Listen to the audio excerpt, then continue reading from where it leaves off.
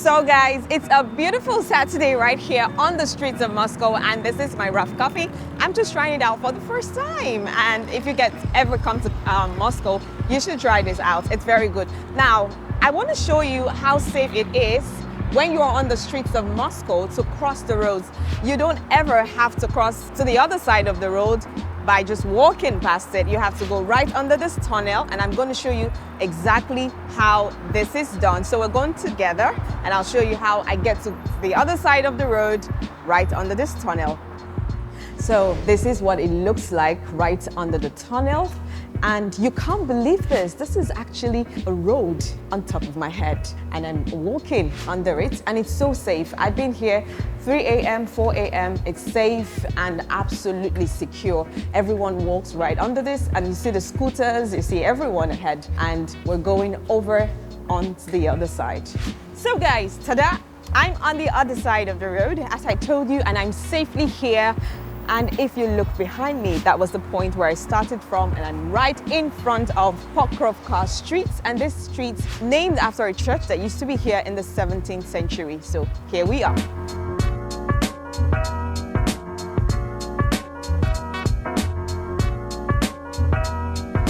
So guys, one of the first things you have to do when you come to Moscow is to download the Metro app. This would help you a great deal, and of course your Google Translator. You'll find maps like this at the center of the roads.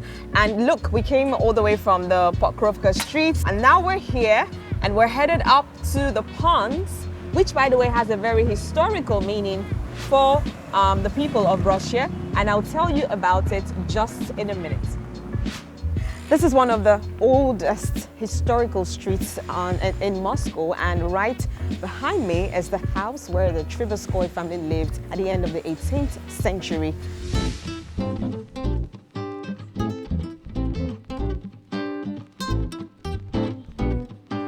So guys, I'm right here at Chisty Ponds. Now rumors have it that sometime after the 17th century it was renamed. It used to be called the Dirty Ponds. We don't know why it was renamed from dirty to Chisty, and besides, Chisty means clean ponds. Right there at the middle you have a restaurant where you have people eating different kinds of delicacies, especially fish. And you keep wondering what that is. That's actually where the ducks, or maybe call them swans, actually live and stay in that house. So it's a beautiful scenery here and right in the center of Moscow. So wow, did you see the picture of the couple who just got married? Oh Jesus, because I'm a wedding planner, I've seen a lot of people, simple weddings right here in Moscow. But of course, it's not like they don't have big weddings, but maybe not as elaborate as we have it in Nigeria. Now let's talk about family, culture of family, tradition.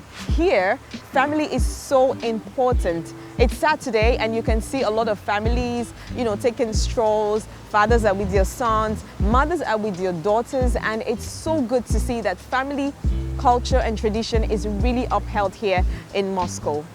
Beautiful place.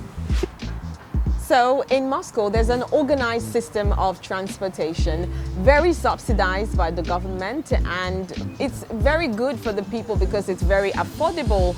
And of course, there are different types. You have the metro system, and you have the trams just behind me, and different types of payment system. You have the cards, and of course, when you get into the tram, there's a swiping card system. The people just swipe and pay, and this looks very good.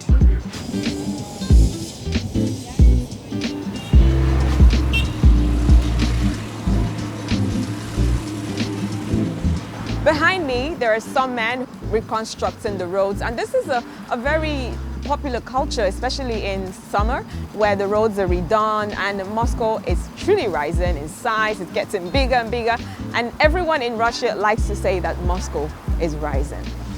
The beautiful city of Moscow is considered one of the most greenest cities, or even the greenest city in Europe. And this city that never sleeps has over about 100 parks where people can relax, have fun with family, bond, talk, and just generally be happy.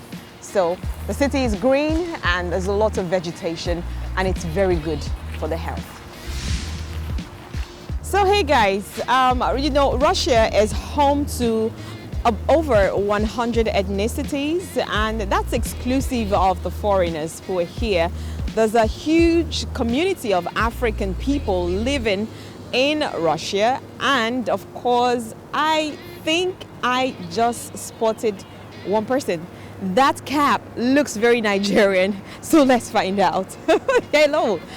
Wow, you're from Nigeria? Oh yeah, sure. So it's good to see you in Moscow, and I'm Nigerian as well. What are you doing here? Okay, well, I'm a fashion designer, and then not only Russia, I just came in from China. I go to Italy, I go to Turkey, I travel. Okay, because of our vision, taking the touch of Africa everywhere. So that's our vision at Siben Touch Fashion. So because of that, I travel a lot. So that's why I'm in Russia, and Russia right now is the most fantastic place to do business. The lots of people, even in the universities, African students in the Rud-N University. It's called the People's Friendship University. And you go there, you find a lot of African students who are studying, and that tells you how much of a home Russia is to Africans. So guys, I want to talk about the generosity of Russians, and it's very emotional for me because everyone that I've met here wanted to leave a piece of Russia with me, and it's so emotional for me. I said it the other time that Russians are officially one of the world's most generous people. I have with me here something that I'm sure you'd like to taste. This is Russian chocolate, and it's called chocolate Alyonka. Well, this was originally made in the Soviet Union in 1965 and then later produced in Russia.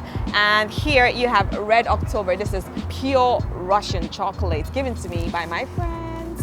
Another gift I have here, the Matryoshka. This is very dear to my heart because I'm going to tell you about the history in a bit. So for every public place that you go to in Russia, you're most likely to see the Matryoshka. So quickly, and you have this. Now this tells a lot about Mother Russia. That's the significance of this, and this has a lot to do with culture, with family. Now this is like a mother transcending from one generation to another. So this represents femininity, this represents fertility, this represents family, this represents tradition, and probably that's why Russia holds family very dear to their hearts. When you walk on the street, you see a lot of family, you see bond, you see everything that represents family, and it's promoted here. This is just a part of you seeing Russia through my eyes, but Moscow and Russia is something you should experience. It's more than I've explained. I just gave you a tip of the iceberg. You need to come to Russia to experience the love, the warmth, the generosity, the weather, the food, oh my goodness, and then the chocolate, the matryoshka, if you get one like me.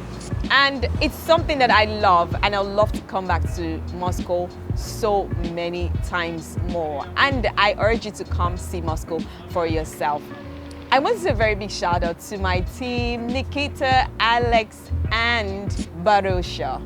So they've done a fantastic job with me, trying to let you see Russia through my eyes.